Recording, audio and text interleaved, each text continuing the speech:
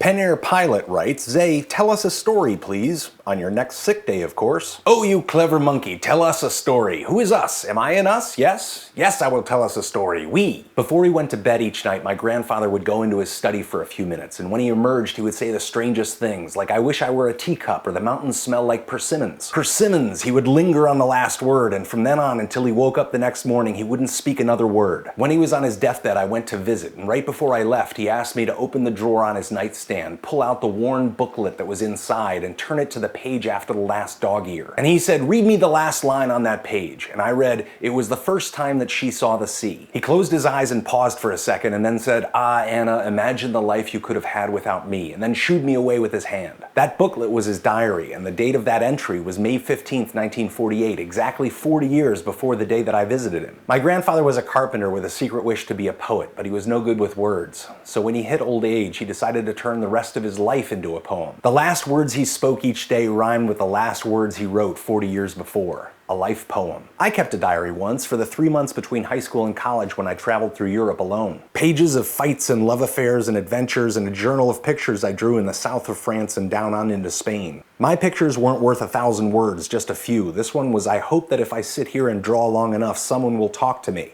And this one was, I hope that if I sit here and draw long enough, someone will talk to me. On the first page of my journal I wrote, since I'm writing to my future self, I might as well exaggerate and lie, otherwise it'll be quite boring. And that's just what I did. In an amazing talk that I linked to on this page, the great psychologist Daniel Kahneman talks about there being two selves, the experiencing self and the remembering self. The experiencing self is you right now, approximately a 3-second window of what you feel and what you think. That part of you is different now.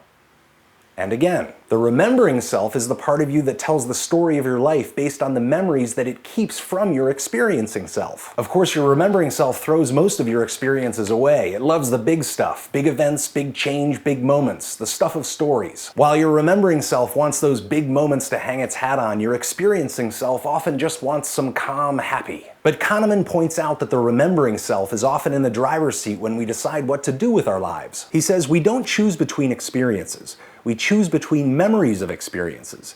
Even when we think about the future, we don't think of our future normally as experiences.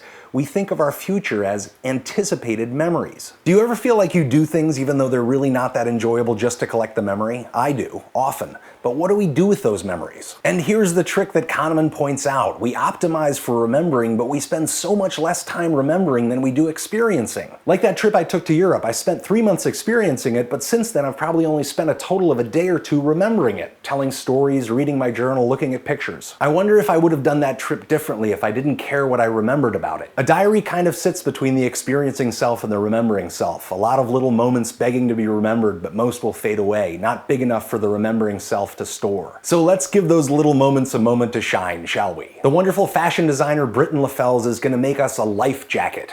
A jacket made out of pages from our diaries. You can participate in one of two ways. The easy way is to take a photo of one page from your diary and upload it to the diary mission on ashow.zayfrank.com. But if you actually want your journal to be part of the jacket, you have to tear out a page from your diary and mail it to us. Instructions on the mission page. Life jacket. And now my favorite designer, Stefan Bucher, will solve one of your problems.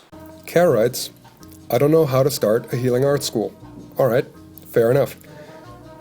To have a school, you need to become a teacher, and for you to become a teacher, you need students, because without students, you're not a teacher. So I'm giving you the beginnings of a healing arts school starter kit.